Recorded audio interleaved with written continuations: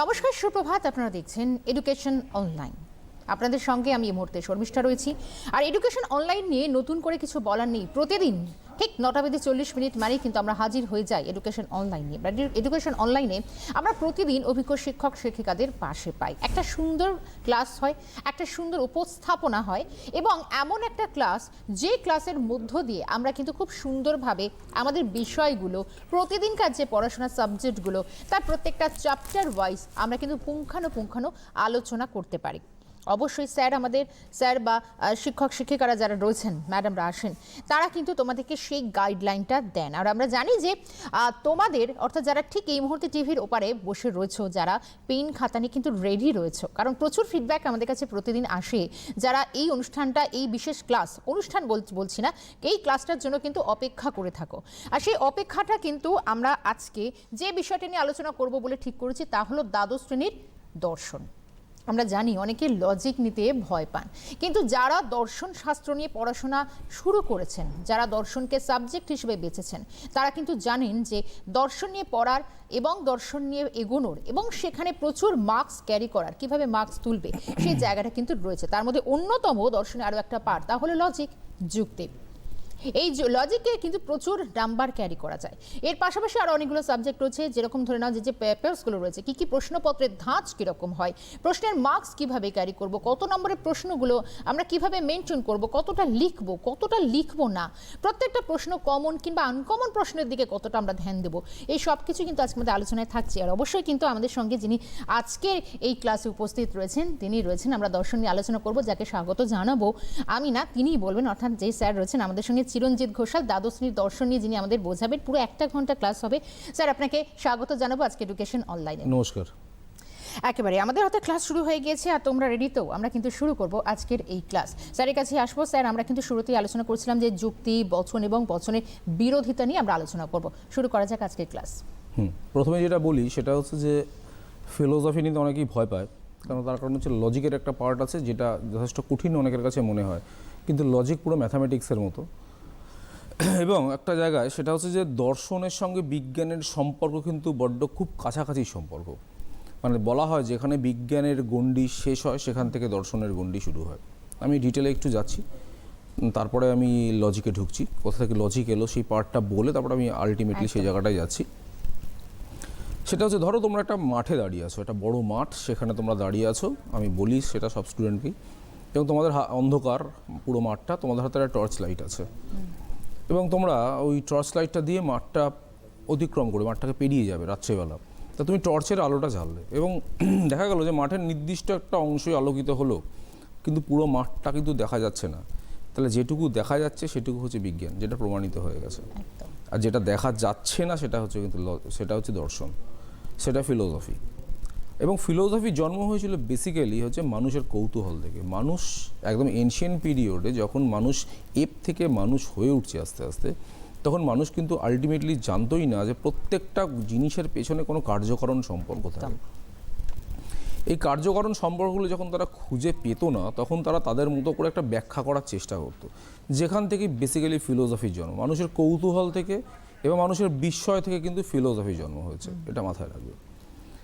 পরবর্তী ক্ষেত্রে আমরা দেখতে পাচ্ছি প্রত্যেকটা সায়েন্টিস্ট কিন্তু এক একজন ফিলোসফার।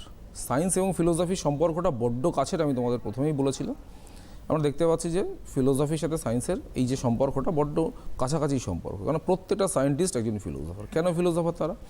ধরো নিউটন দেখলেন যে আপেলটা গাছ থেকে মাটিতে পড়ছে, তিনি তো সেটাকে যুক্তি এবং তর্কের মাধ্যমে কোথাও প্রমাণ করার চেষ্টা করলেন যে হ্যাঁ, নিশ্চয়ই পৃথিবী কোনো বলে তাকে ওপর থেকে নিচের দিকে টানছে, তবেই আপেলটা ওপর থেকে নিচের দিকে আসছে। এই যে যখন তিনি তার নিজের অনুমানকে যুক্তি এবং তর্কের মাধ্যমে প্রতিষ্ঠা করার চেষ্টা করলেন, তখন দিস ইজ ফিলোসফি, সেটা কিন্তু ফিলোসফি। কিন্তু তারপরে যখন সেটাকে একটা গাণিতিক ক্যালকুলেশন, ম্যাথামেটিক্যাল ক্যালকুলেশন দ্বারা প্রমাণ করার চেষ্টা করলো, that is law of gravitation, সেটা কিন্তু হচ্ছে সায়েন্স। যেখানে অঙ্ক আছে সেখানে কিন্তু বেসিক্যালি বিজ্ঞানের প্রবেশ। কেন? ম্যাথামেটিক্সকে বলা হয় দ্য গেটওয়ে অফ সায়েন্স। সুতরাং দর্শনে কিন্তু অঙ্কের ব্যাপারটা নেই, কিন্তু না থাকলেও যুক্তি কিন্তু যুক্তিবিজ্ঞান, বিজ্ঞান পদবাচ্য। সুতরাং সেখানে কিন্তু আলটিমেটলি পুরো আমাদের পরীক্ষণ পর্যবেক্ষণ সিদ্ধান্ত এই জায়গা থেকে কিন্তু আলটিমেটলি পরীক্ষা করার চেষ্টা করা হয় যুক্তি এবং তর্কের মাধ্যমে। এই যুক্তি এবং তর্কের মাধ্যমে প্রতিষ্ঠা করা হয় বলে ফিলোসফিকে বেসিক্যালি ফিলোসফি লজিকের উপর দাঁড়িয়ে আছে, যেখানে আমরা বিভিন্ন ফিলোসফারের বিভিন্ন মত আমরা দেখতে পাচ্ছি। ধরো আমি একটা কিছু, ধরো আমার কাছে এইটা আছে, এই পার্টটা আছে, এবার আমি এদিকে কি লেখা আছে, আমি আমার দৃষ্টিভঙ্গি থেকে এদিকের লেখাটা দেখতে পাচ্ছি, কিন্তু ক্যামেরাতে উল্টো দিকটা দেখা যাচ্ছে, দেখতে পাচ্ছ তো? ফলে কি হয়, এই যে ব্যাপারটা হচ্ছে যে না, প্রত্যেকটা ফিলোসফারের দৃষ্টিভঙ্গি চেঞ্জ হয়ে যায়, তাদের দেখার অ্যাঙ্গেলের কোথাও একটা চেঞ্জ হয়, এবং এই চেঞ্জ হওয়ার জন্য তারা কিন্তু ব্যাখ্যাটা বিভিন্নভাবে দেন। সুতরাং যেটা প্রথমেই বলার সেটা হচ্ছে ফিলোসফি এমন একটা সাবজেক্ট যেটা বড্ড সোজা, এবং সেখানে যদি তোমরা লজিক অ্যাটেন্ড করতে পারো এবং এবং তোমরা যদি পুরোপুরি সেটাকে করে আসতে পারো, সেখানে 5-এ 5, 10-এ 10, একদম মানে অঙ্কের মতো নাম্বার, সেখানে নাম্বার কাটার কোনো জায়গা নেই। একদম ঠিক। ঠিক আছে, এবার আমি তাহলে প্রথম থেকে শুরু করছি। আমাদের ফার্স্ট পার্টটা হচ্ছে লজিক। What is logic? আমি সেখান থেকে শুরু করছি। বোর্ডওয়ার্কে যাব।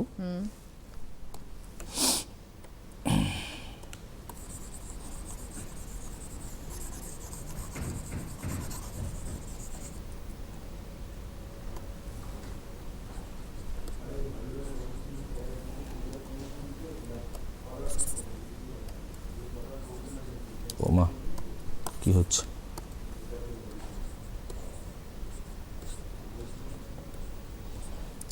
কাকে বলা হয় যুক্তি? যুক্তি যখন কোনো অনুমানকে আমরা ভাষায় প্রকাশ করি তখন তাকে বলা হয় যুক্তি। একদম এক কথায় উত্তর। যখন আমরা কোনো অনুমান, আমরা যেটা অনুমান করছি সেটাকে যখন আমরা ভাষায় প্রকাশ করছি, এবং ভাষায় প্রকাশ করা মানেই হচ্ছে বচন দ্বারা প্রকাশ করা। একেবারে। অর্থাৎ যুক্তি কি, আগে সবার আগে এই বিষয়টা আমাদের ক্লিয়ার হতে হবে, কারণ যারা পড়ুয়ারা রয়েছে, এবং স্যার যেরকমটা বলছেন যে লজিক হচ্ছে এমন একটা পার্ট, মানে দর্শনে অনেকগুলো ভাগ, অনেক পার্ট 1 পার্ট 2 থাকবে, সেই জায়গা থেকে আমরা যুক্তিতে রাখছি। যেমন স্যার যেরকমটা বলছেন যে লজিক খুব সহজে, কিন্তু যদি তুমি ঠিকঠাক করতে পারো অঙ্কের মতন ছাকা নম্বর, এবং সেখানেই তোমাকে বুঝতে হবে যে আগে যুক্তিটা কি। আসবো ক্লাসের মধ্যে। আমি আবারও বললাম যে যখন আমরা কোনো অনুমানকে ভাষার মাধ্যমে প্রকাশ করি তখন তাকে বলা হয় যুক্তি, এবং যুক্তি কতগুলো বচন দ্বারা তৈরি হয়। যেমন আমরা জানি, একটু জাস্ট বোর্ডওয়ার্কে যাচ্ছি,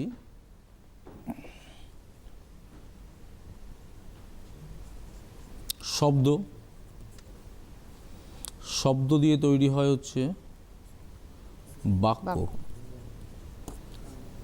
বাক্য থেকে তৈরি হয় বচন, এবং বচন থেকে তৈরি হয় যুক্তি। তাহলে আমরা একটু দেখতে পারি যে যুক্তির যে অবয়ব বা কাঠামো যেটা তৈরি হচ্ছে সেটা বেসিক্যালি বচন দ্বারা তৈরি হয়, সেটা বাক্য দ্বারা তৈরি হয় না। এবং যার জন্য বাক্যের ক্ষেত্রে একটা ব্যাপার আছে, যেটা প্রথমেই বলে দিই, যে আমরা বলতে পারি সত্য বাক্য, মিথ্যা বাক্য। বচনের ক্ষেত্রে বলতে পারি, যুক্তির ক্ষেত্রে বলতে পারি বৈধ এবং অবৈধ। আর সেক্ষেত্রে দেখো, খেয়াল করে, সত্য বৈধ একই ব্যাপার। আর আমরা বচনের ক্ষেত্রে বলছি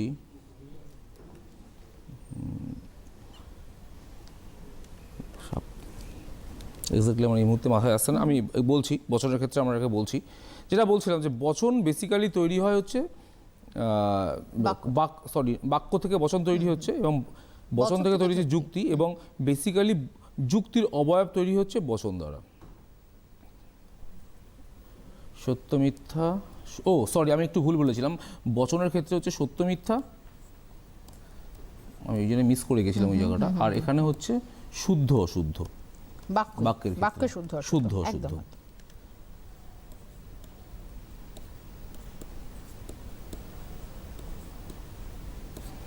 দেখো, শুদ্ধ সত্য বৈধ তিনটে একই জিনিস, আবার অশুদ্ধ মিথ্যা অবৈধ তিনটে একই জিনিস, কিন্তু তারপরেও আমরা প্রত্যেকটা জিনিসের ক্ষেত্রে আলাদা আলাদা করে ডিনোট করে দিচ্ছি যে কেন আমরা এরকমভাবে বলছি। আসলে অ্যাকচুয়ালি দেখলেই যাতে বোঝা যায় যে কোনটা কার উপর অ্যাপ্লাই করা হয়েছে। যদি সত্য বা মিথ্যার প্রশ্ন আসে তাহলে বলবো বচনের ক্ষেত্রে অ্যাপ্লাই করা হয়েছে, যদি বৈধ বা অবৈধের প্রশ্ন আসে তাহলে বুঝতে হবে যে সেটা যুক্তির ক্ষেত্রে অ্যাপ্লাই করা হয়েছে, এবং শুদ্ধ বা অশুদ্ধের যদি প্রশ্ন আসে সেক্ষেত্রে কিন্তু দেখা যাবে সেটা বাক্যের উপর অ্যাপ্লাই করা হয়েছে। তাহলে যুক্তি কাকে বলা হয়? যে আমরা যখন কোনো অনুমানকে ভাষায় প্রকাশ করি তখন তাকে বলা হচ্ছে যুক্তি। এবার যুক্তির কাঠামো কী করে তৈরি হয় দেখাচ্ছি, বচন দ্বারা কী করে যুক্তির কাঠামো তৈরি হয়।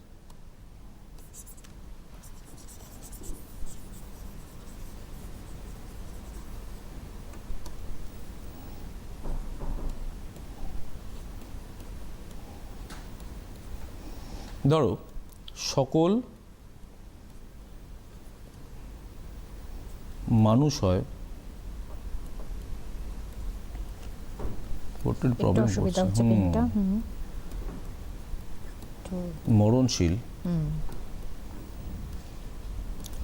খুব কমন লজিক। একদম রবীন্দ্রনাথ একজন মানুষ,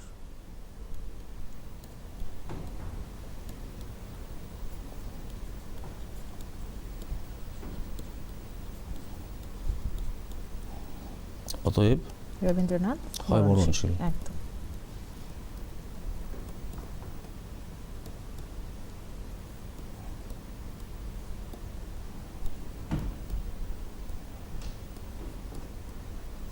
তাহলে দেখো এই যে একটা টোটালটা হচ্ছে একটা লজিক। এক্ষেত্রে কিন্তু যুক্তির যে কাঠামো তৈরি হয়েছে প্রত্যেকটা বচন দ্বারা তৈরি হয়েছে। প্রথম দুখানা বচনের থেকে আমরা কিন্তু 3 নম্বর বচনটা সত্যতা বা মিথ্যাত্ব প্রমাণ করার চেষ্টা করছি। যার জন্য আমরা প্রথমেই বলেছিলাম যে কার্য এবং কারণগত সম্পর্ক থাকে, যেখানে মানুষ কিন্তু কার্যকারণগত সম্পর্ক খোঁজার জন্যই কিন্তু একটা সময় দর্শনের জন্ম হয়েছিল। এখানেও দেখতে পাচ্ছি যে প্রথম দুটো হচ্ছে কারণ এবং থার্ডেরটা হচ্ছে কার্য, থার্ড লাইনটা, যার জন্য প্রথম দুটো বচনকে বলা হয় বা বাক্যকে বলা হয় হেতু বাক্য, এটাকে বলা হয় হেতু বাক্য, এবং এটাকে বলা হয় সিদ্ধান্ত।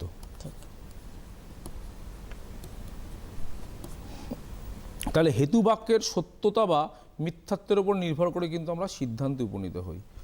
সে ধরো এক্স একজন স্টুডেন্ট, কেউ একজন আমাকে এসে বললো যে তাকে আমি দেখলাম যে সে সারাদিন পড়াশোনা না করে রাস্তায় দাঁড়িয়ে আড্ডা মারে, আমাকে বললো, এটা হচ্ছে হেতু বাক্য। আমি তার উপর দাঁড়িয়ে সিদ্ধান্ত করলাম যে তাহলে সে আর মনে হয় সেকেন্ডারি পাস করতে পারবে না, তাহলে আমি কিন্তু ভুল নয়। এবার হেতু বাক্য সঠিক কি বেঠিক সেটা আমার দরকার নেই, কিন্তু হেতু বাক্য থেকে যে সিদ্ধান্ত অনিবার্যভাবে নিশ্চিত হয় সেটা যেন সঠিক হয়, এই জায়গা থেকেই কিন্তু অ্যাকচুয়ালি লজিক হচ্ছে বৈধ। আমি সেই জায়গাটা বৈধ লজিক এবং মানে বৈধ যুক্তি এবং অবৈধ যুক্তিতে আসছি। তো যুক্তির কাঠামোটা হচ্ছে এরকমভাবে তৈরি হয়, হেতু বাক্য এবং সিদ্ধান্ত। এক বা একাধিক হেতু বাক্য থেকে আমরা সিদ্ধান্তে উপনীত হই, একটা হেতু বাক্য থেকেও সিদ্ধান্তে উপনীত হওয়া যায়, সেগুলো পরে আসছি। এবার আমরা যেটা আসবো সেটা হচ্ছে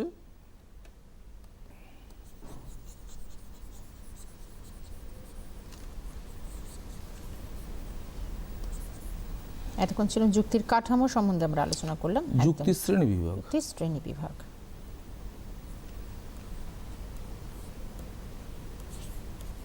যুক্তিটা যদি একটু বুঝে নেওয়া যায় না সঠিকভাবে, তাহলে কিন্তু খুব একটা কঠিন বিষয় না, না, একদমই না, একেবারে একদম সেক্ষেত্রে অনেকটা বেশি একদম পুরো অঙ্কের মতো, অঙ্কের মতো, একদম তাই। এবং পরবর্তী ধাপে আমরা দেখেছি যে যুক্তি ক্ষেত্রে যখন পড়ুয়ারা আরও পরের শ্রেণীগুলোতে যাবে, সেখানে রাফটা যদি ঠিক করে করা যায়, সেই রাফটা কিন্তু একটা পুরো ছাঁকা অঙ্ক, এবং সেই রাফটা যদি তোমরা করো, সেই রাফের উপর ডিপেন্ড করে তোমরা মূল অঙ্কটা অর্থাৎ মূল লজিকটা করতে পারবে। দেখো যুক্তিকে আমরা ঠিক আছে, যুক্তিকে আমরা বেসিক্যালি দুভাগে ভাগ করতে পারি, একটা হচ্ছে অবরোহ যুক্তি, একটা হচ্ছে আরোহ যুক্তি। কাকে বলা হয় অবরোহ যুক্তি? খুব ইজি, যেখানে কিন্তু হেতু বাক্যের থেকে সিদ্ধান্ত অনিবার্যভাবে নিশ্চিত হয়। যে যুক্তিতে হেতু বাক্য থেকে সিদ্ধান্ত অনিবার্যভাবে নিশ্চিত হয় তাকে বলা হচ্ছে অবরোহ যুক্তি, এবং যে যুক্তিতে হেতু বাক্য থেকে সিদ্ধান্ত অনিবার্যভাবে নিশ্চিত হয় না, কোথাও একটা সংশয় থেকে যায়, দ্যাট ইজ আরোহ যুক্তি। একদম খুব ইজি। যেমন ছোট্ট একটা উদাহরণ দিচ্ছি, যেমন আগের যে উদাহরণটা দিয়েছিলাম যে সকল মানুষ হয় মরণশীল, বা সকল কবি হয় দার্শনিক,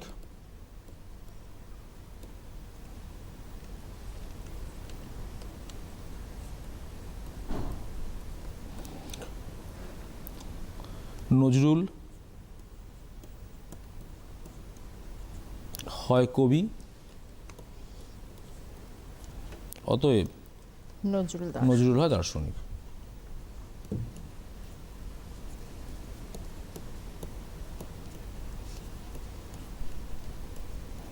এখানে আবারও দেখো প্রথম দুটো হচ্ছে হেতু বাক্য, পরেরটা হচ্ছে সিদ্ধান্ত, এবং হেতুবাক্য থেকে অনিবার্যভাবে সিদ্ধান্ত নিঃসৃত হচ্ছে, এবং এখানের মধ্যে কোনো সংশয়ের জায়গা নেই যে কবিরা যদি দার্শনিক হন আর নজরুল যদি কবি হন তাহলে অবশ্যই নজরুল দার্শনিক হবেন। কিন্তু অবরোহ যুক্তির ক্ষেত্রে কোথাও একটা সংশয় থেকে যায়। কীরকম ব্যাপারটা একটু দেখাই। এবং এখানে কখনোই অবরোহ যুক্তিতে কখনোই হেতুবাক্য থেকে সিদ্ধান্ত অনিবার্যভাবে নিঃসৃত হয় না আরোহ যুক্তিতে। যেমন আরোহতে যেমন ধরো রাম, শ্যাম, যদু, মধু, চারজন বন্ধু, খুব ভালো বন্ধু, তারা এক জায়গাতে পড়াশোনা করে, আড্ডা মারে, মেসে থাকে, হোয়াটএভার যা ইচ্ছা করে, আমি ধরে নিলাম তারা একসঙ্গে সারাদিন থাকে। তা আমি সেক্ষেত্রে আমি জানি যে রাম ভালো ছেলে, আমি জানি শ্যাম ভালো ছেলে, যদু ভালো ছেলে, কিন্তু মধু কিরকম ছেলে আমি জানি না। কিন্তু যেহেতু চারজন একসঙ্গে থাকে সেহেতু আমি একটা সিদ্ধান্ত করতেই পারি মধুও ভালো ছেলে। তাহলে আমি সিদ্ধান্ত করলাম কি, অতএব সিদ্ধান্ত করলাম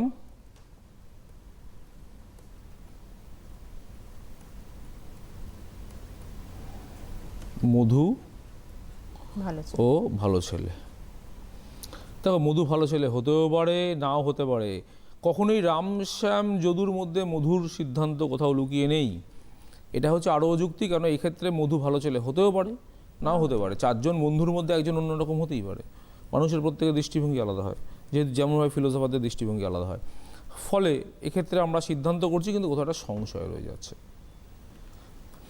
তাহলে আমরা পড়ালাম প্রথমে হচ্ছে লজিক কাকে বলে, তারপরে পড়া যুক্তি, তারপরে পড়ালাম যুক্তির কাঠামো, তারপরে পড়ালাম যুক্তির শ্রেণীবিভাগ, এবং আমরা আসবো যে যুক্তি কখন বৈধ হয় এবং কখন যুক্তি অবৈধ হয়।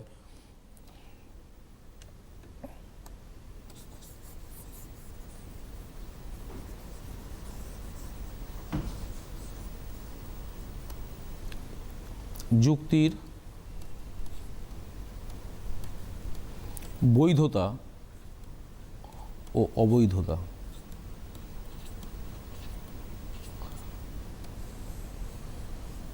খুব সোজা একটা নিয়ম, সেটা হচ্ছে যুক্তির একটা কাঠামো আছে, যে কাঠামোটাকে আমরা দেখিয়েছি। যদি সেই কাঠামোগত মিল যুক্তির ক্ষেত্রে ঘটে যুক্তি বৈধ, যদি কোনো কারণে যুক্তির সেই কাঠামোগত মিল না ঘটে তাহলে যুক্তি অবৈধ। একদম এর দিয়ে সিম্পলি কিছু হয় না।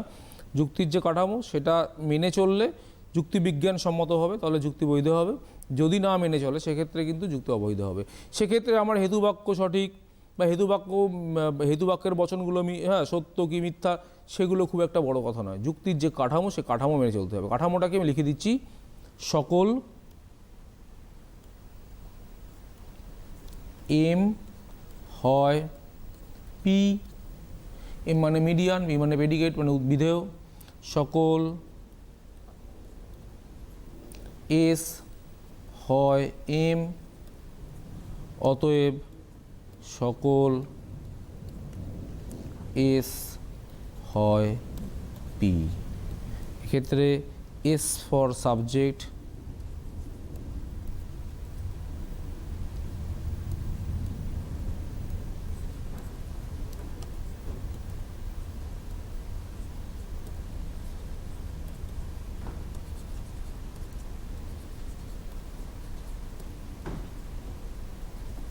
খুব ভালো করে দেখো যে এই এম পার্টটা কিন্তু কখনোই হেতুবাক্যে থাকে না। এ হচ্ছে সেই ধরো মায়ের সঙ্গে বউয়ের ঝামেলা, মাঝখানে কেউ একজন এসে ঝামেলাটা মিটিয়ে, শাশুড়ির সাথে বউয়ের ঝামেলা মিটিয়ে দিয়ে সে মাঝখান থেকে বেরিয়ে গেল, তাদের সংসার এক হয়ে গেল। মধুরেণ্য সমাপেত সেরকম ব্যাপারটা আর কি। মানে এমের স্থান কিন্তু আলটিমেটলি আমাদের কখনোই সিদ্ধান্তের মধ্যে নেই। কিন্তু এই কিন্তু উদ্দেশ্য এবং বিধেয় এস এবং পি এর মধ্যে একটা সম্পর্ককে টেনে দিয়ে যাচ্ছে। তাহলে যুক্তির বৈধতার সূত্র হচ্ছে সকল এম হয় পি, সকল এস হয় এম, সকল এস হয় পি। এখানে কিন্তু কোনো নঙর্থক চিহ্ন নেই, খুব ভালো করে দেখবে। সব কটাতেই হয় হ্যাঁবাচক চিহ্ন আছে। যদি নঙর্থক চিহ্ন থাকতে হয় কোনো একটা জায়গায়, তাহলে একটা জায়গা জাস্ট একটু বলে দিই জায়গাটা, তাহলে কোনো একটা জায়গায় তাহলে কোনো একটা হেতু বাক্যে আমাকে সেটা নয় করে আসতে হবে।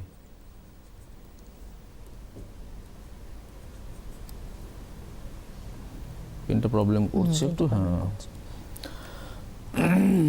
তবে গিয়ে আমি সিদ্ধান্তে নঙর্থক চিহ্ন পাবো, নচেত পাবো না। এবার আমি লিখে একটু দেখাচ্ছি। তোমাদের মনে হতে পারে যে হ্যাঁ সকল মানুষ মরণশীল, রবীন্দ্রনাথ মরণশীল।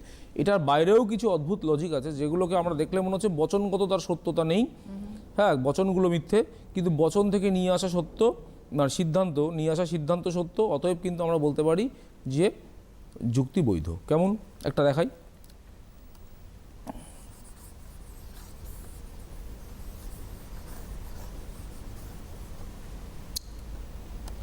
যেমন ধরো একটা উদাহরণ দিচ্ছি যে সকল,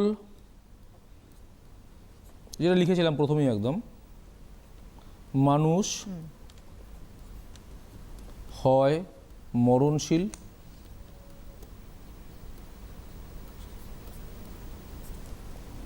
রবীন্দ্রনাথ, এখানে সকল রবীন্দ্রনাথ দেওয়া যায় না কারণ রবীন্দ্রনাথ একজনই ছিলেন আমরা জানি, স্পেসিফিক রবীন্দ্রনাথ যার কথা বলছি আমরা।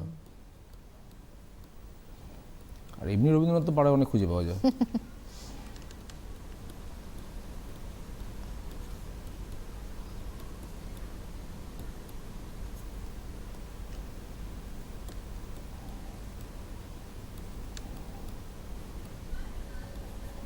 এক্ষেত্রে দেখো যে যুক্তির যে এটা বৈধ যুক্তি অবশ্যই, তার কারণ হচ্ছে দেখো সকল এম হয় পি, সকল এস হয় এম, সকল এস হয় পি, এটা বৈধ যুক্তি। আরেকটা যুক্তি লিখে দেখাচ্ছি দেখো, সকল সকল মানুষ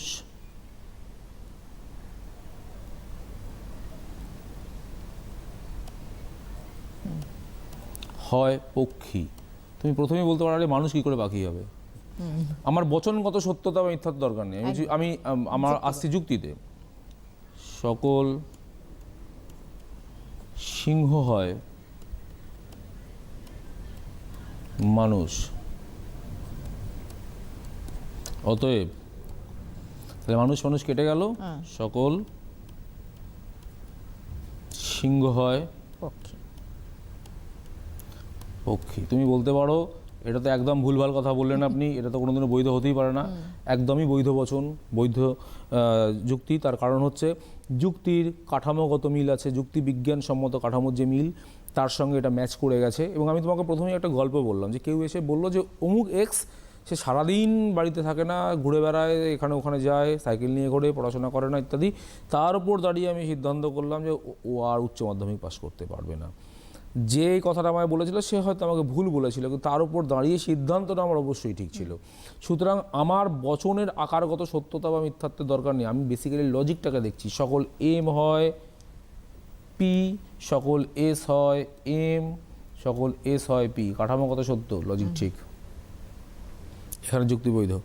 বচন যতই সত্য মিথ্যে হোক, কারণ বচনের ক্ষেত্রে আমাদের কোনো ব্যাপার নয়, সেই বচনের উপর দাঁড়িয়ে আমি তোমাকে প্রথমেই বললাম যুক্তির বৈধতার একটাই সূত্র, যে হেতুবাক্য থেকে যে সিদ্ধান্ত অনিবার্যভাবে নিঃসৃত হতে হবে। তাহলে হেতুবাক্য থেকে সিদ্ধান্ত অনিবার্যভাবে নিঃসৃত হয়েছে, এর মধ্যে কোনো সংশয়ের জায়গা নেই, অতএব বচন ঠিক, বচন বৈধ। তাহলে বচন কোন ক্ষেত্রে অবৈধ হয়? যদি হেতুবাক্য থেকে সিদ্ধান্ত অনিবার্যভাবে নিঃসৃত না হয়, তাহলেই বচন অবৈধ হয়ে যায়। জাস্ট দেখাচ্ছি একটু।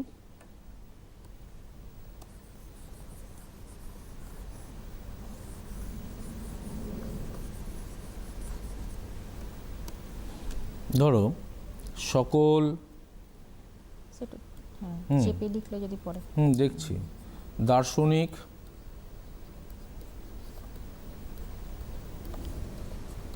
হয় কবি, সক্রেটিস হয়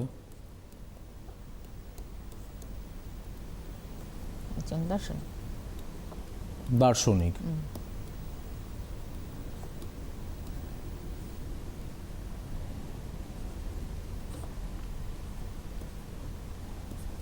অতএব সক্রেটিস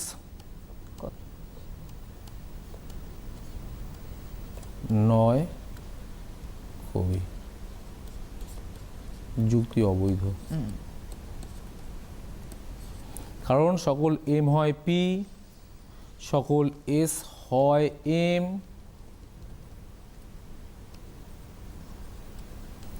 সকল এস নয় পি। আমার এখানে কখনোই কাঠামোগত সত্যতা ছিল না যে আমার দুটো হয় হবার পর একটা নয় হতে পারে। আমি বলেছিলাম প্রথমে যে নয় যদি কোনো নঙর্থক চিহ্ন দ্বারা যদি কোনো সিদ্ধান্তকে প্রকাশ করতে হয় তাহলে কোনো একটি হেতুবাক্যকে নঙর্থক হতে হবে, নচেত প্রকাশ করা যাবে না। কিন্তু আমরা যুক্তির কাঠামোগত মিল সেক্ষেত্রে খুঁজে পাইনি, কারণ আমাদের এম হয় পি, এস হয় এম, এস হয় পি হলে যুক্তি কিন্তু বৈধ হতো। যেহেতু সেটা হয়নি, অতএব যুক্তি কিন্তু অবৈধ। কারণ হেতুবাক্যে কোনো নঙর্থক নেই। হতে পারে না, আমরা যেহেতু হেতুবাক্যে নঙর্থক নেই, সিদ্ধান্ত নঙর্থক নিয়ে আসতে পারি না। তাহলে এটা গেল আমাদের অবৈধ যুক্তির পার্ট। যুক্তির এইটুকুই আছে। যুক্তি কাকে বলা হয়, যুক্তির শ্রেণীবিভাগ, যুক্তির কাঠামো এবং যুক্তির বৈধতা শেষ। এবার আমরা চলে যাব বচনে। এই বচন যার দ্বারা কিন্তু আলটিমেটলি যুক্তি তৈরি হচ্ছে। এটা ফিলোসফির একটা সব থেকে বড় পার্ট, যে বাক্য থেকে বচনে পরিণত করতে যদি শিখতে না পারো, জীবনে আর কিছু শিখতে পারবে না, মানে জীবনের এগোতেই পারবে না। তাহলে যা দেবে তোমাকে করতে, তুমি কিছু করতে পারবে না। তাহলে তোমাদের যা শিখতে হবে সেটা হচ্ছে বাক্য থেকে বচনে পরিণত করার যে অ্যাকচুয়ালি যে প্রসেস, সেটা শিখতে হবে। যদি সেটা শিখতে পেরে যাও, বাকি লজিকে তুমি 100তে তুমি 90ও পেতে পারো। এই হচ্ছে ব্যাপার। কারণ তার বেশিও তোলা যায়, তার বেশিও পেতে তার পারো, বেশিও আমি তোলা বলছি যে একদম অ্যাভারেজ। এবারে আমরা বচনে ঢুকছি, তাই তো? একদম বচনে একদম। ঢুকছি আমরা। বচন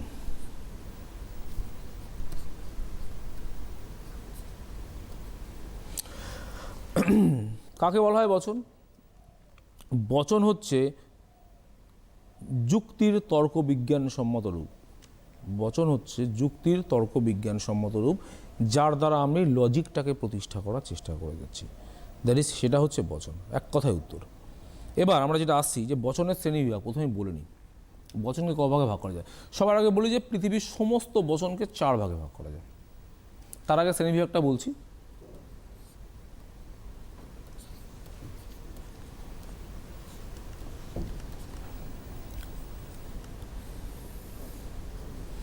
একটা হচ্ছে নিরপেক্ষ বচন, যেটাকে নিয়ে এই সমস্ত লজিকে আমাদের লড়তে হয়।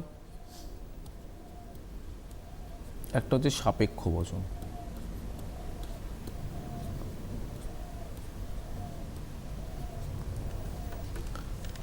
নিরপেক্ষ বচন মানে হচ্ছে সেই বচন যেখানে কিন্তু উদ্দেশ্য এবং বিধেয়ের মধ্যে কোনো রকম শর্ত নেই। শর্ত কথাটা এখানে উজ্জ আছে। বেসিক্যালি ভাগটা হচ্ছে শর্ত নিরপেক্ষ বচন, শর্ত সাপেক্ষ বচন। শর্ত কথাকে উজ্জ রাখা হয়েছে। এবং আমরা দেখতে পাচ্ছি নিরপেক্ষ বচন সেই বচন যেখানে উদ্দেশ্যর সঙ্গে বিধেয়ের কোনো রকম শর্ত সাপেক্ষ সম্পর্ক নেই। ছোট্ট একটা উদাহরণ দিই, যে সকল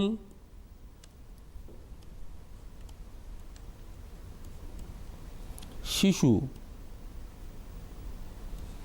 হয় সরল ব্যক্তি।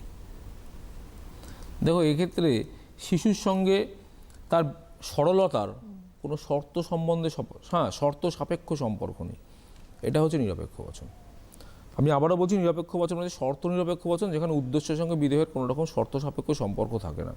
আর যেখানে সম্পর্ক থাকে সেখানে হচ্ছে কিন্তু সাপেক্ষ বচন, শর্ত সাপেক্ষ বচন। তাকে আমরা 2 ভাগে ভাগ করতে পারি। একটা হচ্ছে প্রাকল্পিক, একটা হচ্ছে বৈকল্পিক। এটা সাপেক্ষ বচনের ভাগ। সাপেক্ষ বচনের ভাগ এটা। প্রাকল্পিক,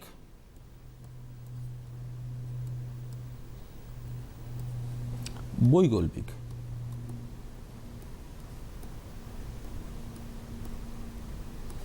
কাকে বলা হয় প্রাকল্পিক বচন? প্রাকল্পিক বচনের ফরম্যাটটা হয় যদি তবে। এই ফরম্যাট দ্বারা যে বচনগুলো তৈরি হয় তাকে বলা হয় প্রাকল্পিক বচন। যদি মেঘ করে তবে বৃষ্টি হয় বা হবে। এই যদি এবং তবে, দেখো এক্ষেত্রে কিন্তু মেঘ করা এবং বৃষ্টি হওয়ার মধ্যে একটা শর্ত সাপেক্ষ সম্পর্ক রয়েছে। যে যদি মেঘ করে তবে বৃষ্টি হবে, এমনি বৃষ্টি হবে না, সেটা শর্ত সাপেক্ষ সম্পর্ক রয়েছে। উদাহরণটা লিখছি আমি একটুখানি, এই পার্টটা মুছে দিয়ে মুছে দিয়ে লিখি, তাহলে বুঝতে পারা যাবে ভালো করে। নিরপেক্ষ বচনটা আমি ওই জায়গাটায় নিয়ে আসছি, প্রাকল্পিক আর বৈকল্পিক। প্রাকল্পিক বচন,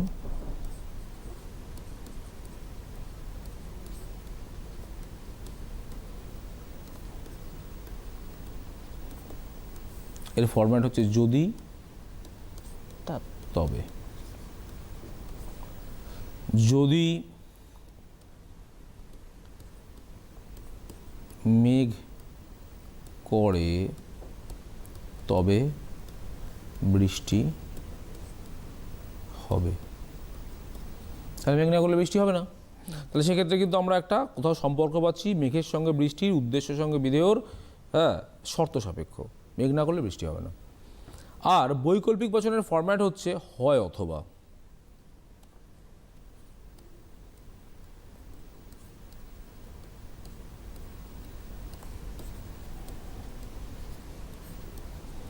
এর ফরম্যাট হচ্ছে হয় অথবা। দেখো বৈকল্পিক বচন, বৈকল্পিক কথাটা বিকল্প থেকে এসছে, আমরা দেখতে পাচ্ছি আমরা পদ পরিবর্তন, বিকল্প বৈকল্পিক। বিকল্প তাহলে হয় অথবা মানে হচ্ছে, ধরো তোমার একটা বন্ধু, তার নাম হচ্ছে রাম, সে ধরে নিচ্ছি, তুমি তাকে ডাকতে গেলে, বাড়িতে সে নেই, তার মা হয়তো বললো যে হয় রাম ক্লাবে আছে, না হলে দেখবে যা হয়তো স্কুলে গেছে। এই হয় অথবা তার মানে কি দুটো বিকল্প একসঙ্গে সত্যি হতে পারে না, কোনো একটা বিকল্প সত্যি। রাম একসঙ্গে দু জায়গায় থাকতে পারে না, হয় সে ক্লাবে আছে, না হয় সে স্কুলে আছে। সুতরাং এটা হচ্ছে বৈকল্পিক বচন। হয় রাম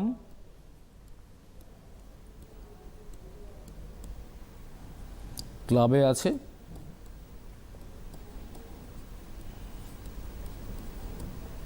অথবা স্কুলে।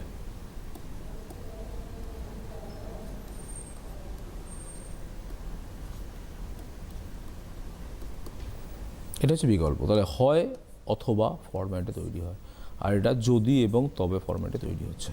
তাহলে বলতে পারলাম যে বচনকে দুভাগে ভাগ করতে পারি, নিরপেক্ষ বচন, সাপেক্ষ বচন। সাপেক্ষ বচনের দুটো পার্ট, প্রাকল্পিক এবং বৈকল্পিক। প্রাকল্পিক বচনের ফরম্যাট যদি তবে, এবং বৈকল্পিক বচনের ফরম্যাট হচ্ছে হয় অথবা। এবার আমরা অ্যাকচুয়ালি ঢুকছি যে বচন, গোটা পৃথিবীর সমস্ত বচনকে যুক্তিসম্মতভাবে চার ভাগে ভাগ করা যায়, চারটে ভাবেল, এ ই আই ও। আসি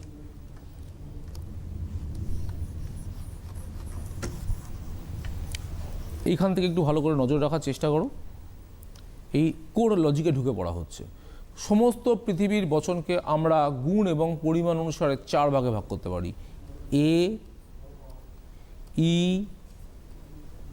আই ও। এবং অদ্ভুতভাবে তৈরি করা হয়েছে চারটে ভাবেল, এ ই আই ও ইউ, ইউটাকে বাদ দেওয়া হয়েছে, এ ই আই ও। মনে রাখার সহজে সুবিধার জন্য যারা করেছিলেন তারা এই ভাগটা করেছিলেন। এ বচনকে বলা হচ্ছে সামান্য সদর্থক বচন। সামান্য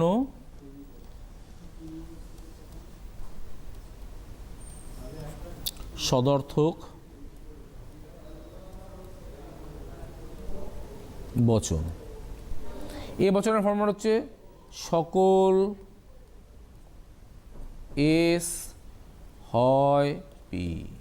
এবার এস এবং পি এর মধ্যে উদ্দেশ্য এবং বিধেয়ের মধ্যে তোমরা যা ইচ্ছা বসাতে পারো, যে সকল মানুষ হয় মরণশীল, সকল শিশু হয় সরল ব্যক্তি, বসাতে পারো তোমরা। সেটা এস এবং পি বসিয়ে নেবে। ই বচন হচ্ছে সামান্য নঙর্থক।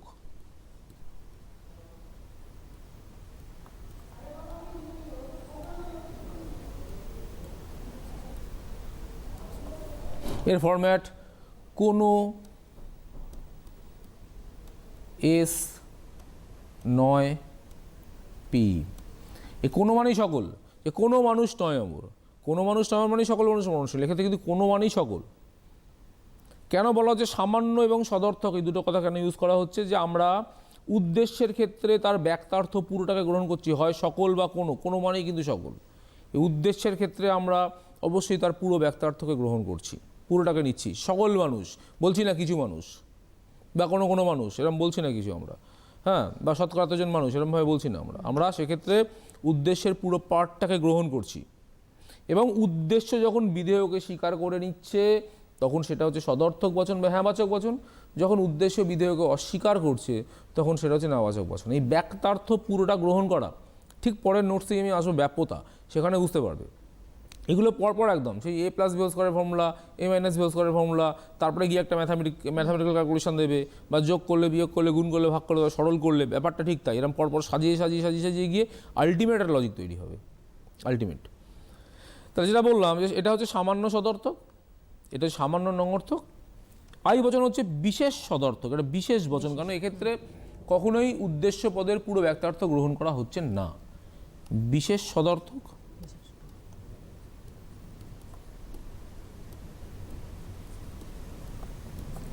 এর ফরম্যাট হচ্ছে কোনো কোনো এস হয় পি। ধরো অনেক একটা সাজির মধ্যে অনেকগুলো ফুল রয়েছে, আমি বললাম কোনো কোনো ফুল হয় লাল, তাহলে আমি ফুলের ক্ষেত্রে কিন্তু পুরো ব্যক্তার্থ গ্রহণ করলাম না, পুরো সাজির ফুলটাকে বললাম না, তার মধ্যে আমি কোনোটাকে ডিনোট করে দিলাম যে এইটার লাল বা এই পার্টটুকু লাল। তাহলে কোনো কোনো ফুল হয় লাল, সেক্ষেত্রে কিন্তু এটা সামান্য বচন হতে পারে না। সামান্য বচন মানে যার ব্যক্তার্থ পুরো গ্রহণ করা হয়েছিল, বা সার্বিক বচন। এক্ষেত্রে কিন্তু বিশেষ বচন, কেন আমরা অনেকগুলো ফুলের মধ্যে বিশেষ বিশেষ ফুলকেই বললাম যে এরা হচ্ছে লাল। আর বিশেষ নঙর্থক,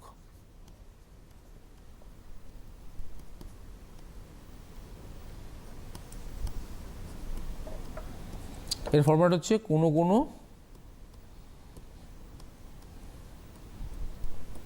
এস নয় পি, নঙর্থক হয়ে গেল সঙ্গে সঙ্গে। এবং এক্ষেত্রেও কিন্তু যে বললাম কোনো কোনো কুকুর নয় হিংস্র, সব কুকুর হিংস্র হয় না। কোনো কোনো কুকুর নয় হিংস্র, কোনো কোনো ব্যবসায়ী নয় সৎ, সব ব্যবসায়ীর ক্ষেত্রে বলিনি আমরা কোনো কোনো ব্যবসায়ী সৎ নয়, তাহলে অন্য ব্যবসায়ীগুলো সৎ। হ্যাঁ, তাহলে সেক্ষেত্রে কিন্তু এক্ষেত্রেও আমরা সাবজেক্টের পুরো অংশটা গ্রহণ করিনি, ফলে এক্ষেত্রে এটা হচ্ছে বিশেষ বচন। তাহলে আমরা 4 রকম বচন পেলাম, একটা হচ্ছে সামান্য সদর্থক, সামান্য নঙর্থক, বিশেষ সদর্থক, বিশেষ নঙর্থক। তাহলে গুণ এবং পরিমাণ অনুসারে এইগুলো হচ্ছে পরিমাণ, এটা হচ্ছে পরিমাণ, এটা হচ্ছে গুণ। তাহলে গুণ এবং পরিমাণ অনুসারে কিন্তু বচনকে আলাদা আলাদাভাবে ভাগ করা যায়। আমি ভাগটা একটু দেখিয়ে দিচ্ছি। টাইম কি আমাদের আছে? হ্যাঁ আছে, আছে কিছুটা সময় হ্যাঁ এখনো আমি বাকি একটু রয়েছে। দিয়ে ব্যাপ্যতা অবধি চলতে পারবো, দেখে আমরা নিচ্ছি। ব্যাপকতায় ঢুকে যেতে পারবো হচ্ছে। আর লজিক ঠিক মতন করতে গেলে এই প্রত্যেকটা স্টেপ বাই স্টেপ কিন্তু সুন্দর করে বুঝে নিতে হবে। আমাদের হাতে প্রায় 10 মিনিটের কাছাকাছি সময় ঠিক আছে। পাচ্ছি পরিমাণ এখনো। অনুসারে, পরিমাণ অনুসারে গুণ। আর এগুলো শুনতে খুব সুন্দর লাগে, একদম। একদম পুরো অঙ্কের মতো বচনের। অ্যাকচুয়ালি দর্শন বা লজিকের এই পার্টটা কিন্তু খুব ইন্টারেস্টিং।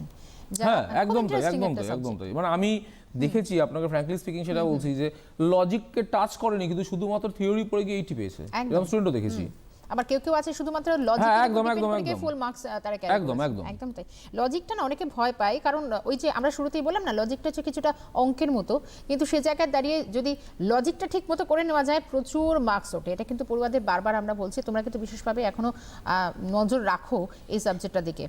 পরিমাণ অনুসারে ভাগ করতে পারছি আমরা সামান্য বচন, বিশেষ বচন, দুটো ভাগ, সামান্য আর বিশেষ।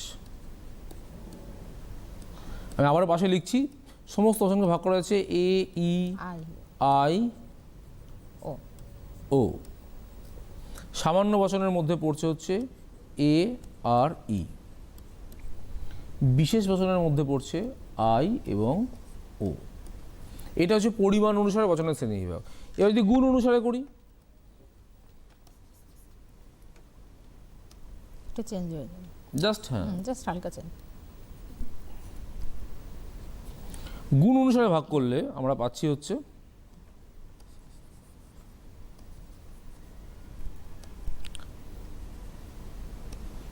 একটা হ্যাঁবাচক বা সদর্থক, একটা হচ্ছে নঙর্থক। তাহলে আমি বলেছিলাম এই দুটো হচ্ছে সদর্থক বচন এ আর আই, তখন চলে আসবে এ আর আই, আর নঙর্থকের মধ্যে হচ্ছে ই আর ও। তার মধ্যে এটা সার্বিক বচন বা সামান্য বচন, এটা বিশেষ বচন, এটা সামান্য বচন, এটা বিশেষ বচন। তাহলে আমরা বচনের শ্রেণীবিভাগ মোটামুটি বুঝিয়ে দিলাম। এবার চলে আসছে ব্যাপ্যতায়। এই ব্যাপ্যতা যদি বুঝতে না পারো, তাহলে কিন্তু আলটিমেটলি পরবর্তী ক্ষেত্রে অমাধ্যম অনুমানে গিয়ে আবর্তন, বিবর্তন, সমবিবর্তন কোনোটাই করতে পারবে একটু অসুবিধা হতে পারে। একদম। আসি ব্যাপ্যতা না, মানে করতেই পারবে না যদি ব্যাপ্যতার পার্টটা বুঝতে না পারে।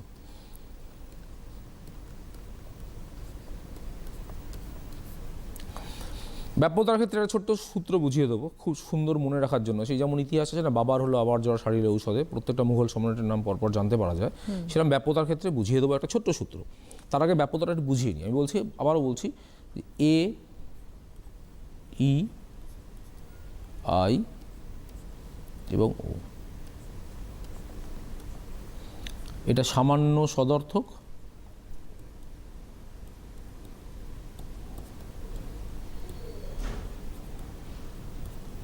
সামান্য নঙর্থক,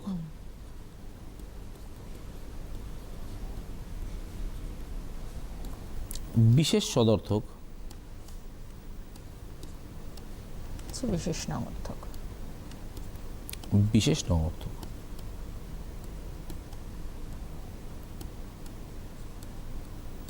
লেখার একবার প্রয়োজন হলো, এখানে প্রত্যেকটা বচনকে লিখছি যে কোনো সকল মানুষ হয় মরণশীল, কোনো মানুষ নয় অমর, কোনো কোনো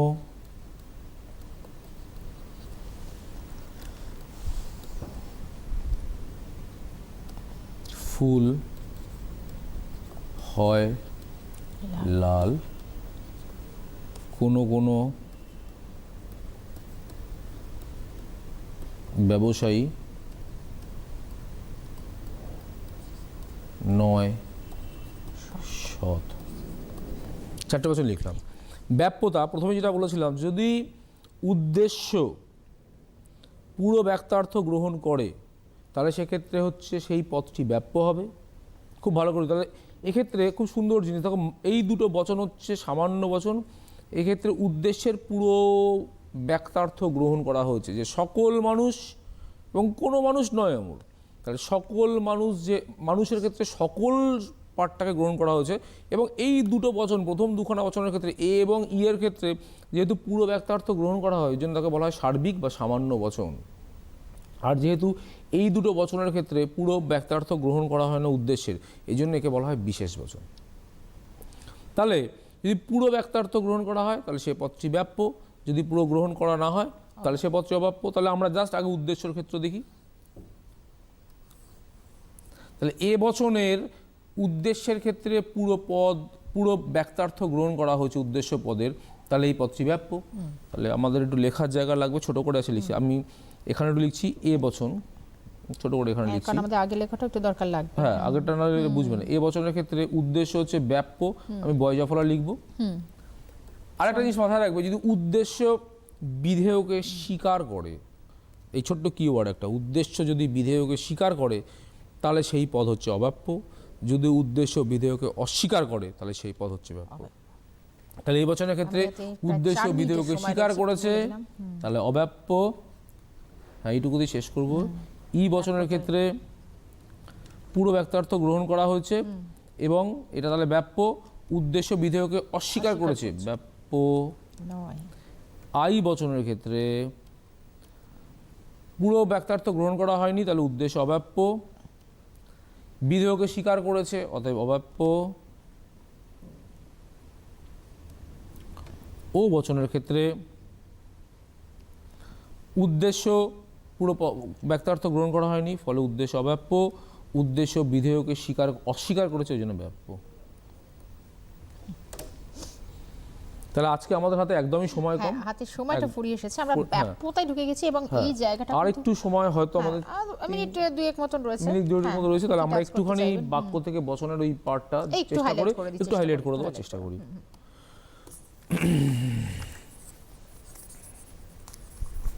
বাক্য থেকে বচনের এটা অতগুলো নিয়ম আছে, আমি একটুখানি ইয়ে করে নিই সংক্ষেপেই যাব আমরা। একদম তাই, একদম তাই। সবকটা নিয়ম টাচ করতে পারছি না, সরি, পরের ক্লাসে আসলে চেষ্টা করব। হ্যাঁ, প্রথমে যেটা বলি যে বাক্য এবং বচনের মধ্যে একটা বেসিক পার্থক্য, যে বচনের কিন্তু চারটে জিনিস থাকতেই হবে। একটা হচ্ছে পরিমাণক চিহ্ন, একটা হচ্ছে উদ্দেশ্য, একটা হচ্ছে সংযোজক বা গুণ, আর চার হচ্ছে বিধেয়। যেমন ধরো লিখছি আমি পরিমাণক চিহ্ন, ফার্স্ট পয়েন্ট, এটা কি করে করব বাক্য থেকে বচন করলে, পরিমাণক চিহ্ন,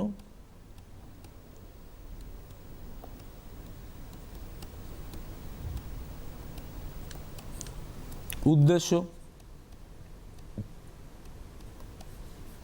সংযোজক বা গুণ,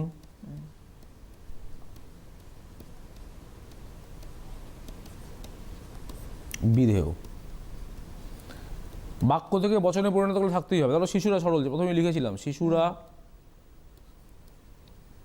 সরল, এই শিশুরা সরলের যদি আমি লিখছি LF, লজিক্যাল ফরম্যাট, আমি বাক্য থেকে বচন করছি, লিখলাম সকল, দেখো পরিমাণিক চিহ্ন, সকল শিশুকে ধরতে বলছি, শিশু হয় সরল ব্যক্তি। সরলটা বিধা আপনি ঠিক আমাকে 30 সেকেন্ড আগে বলুন, বন্ধ করবো। একদম। তাহলে প্রথমেই যেটা করতে হবে যে আমাকে বাক্য থেকে বচনে পরিণত করতে গেলে এই 4টে জিনিস থাকতেই হবে: পরিমাণক চিহ্ন, উদ্দেশ্য, সংযোজক এবং বা গুণ এবং বিধেয়। এবার রবীন্দ্রনাথ হয় মানুষ, বা রবীন্দ্রনাথ হয় মরণশীল, রবীন্দ্রনাথ হয় কবি। সেক্ষেত্রে আমরা সকল রবীন্দ্রনাথ বলি না, তার কারণ রবীন্দ্রনাথ বলতে আমরা একজন রবীন্দ্রনাথকেই বুঝি, যাকে নিয়ে আমরা বলছি। সুতরাং সেক্ষেত্রে কিন্তু সকল, কোনো কোনো ইত্যাদি এগুলো ইউজ হয় না। এবং সকল রবীন্দ্রনাথ হয় মরণশীল, এটা এ বচনের মধ্যেই পড়ে যায়, একদম। এটা সামান্য সদর্থক হয়ে যায়। Second point,